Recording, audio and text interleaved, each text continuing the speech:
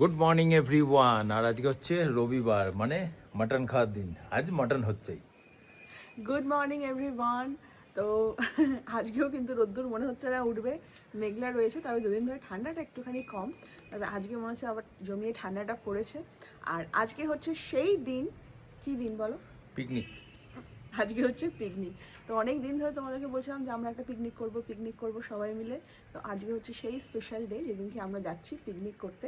আমাদের লোকালেই কাছাকাছির মধ্যেই থাকবো সবাই। কিন্তু হ্যাঁ, কারা কারা পিকনিক করছি, কি কি মেনু, কি হচ্ছে কি না হচ্ছে, তোমরা ব্লগ দেখবে, কালকে ব্লগটা যাবে। যতটুকু পারবো ছোটো ছোটো করে ক্যাপচার করার চেষ্টা করব।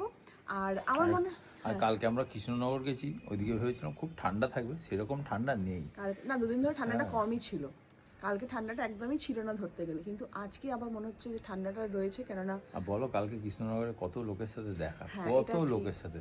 আমরা ভাবি যে এখানেই আমাদের বেশি লোক দেখে, ওইখানে বেশি লোক দেখে, কিন্তু কৃষ্ণনগরে এত লোক দেখে এটা কোনো ধারণা ছিল না।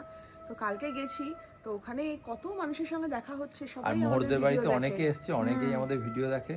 আবার অনেকে পরে এসছে, তারা বলেছে আমরা গেছিলাম, তোমাদের সাথে দেখা হয়নি, ব্যাড লাক, চিন্তা করো না, আবার যাব।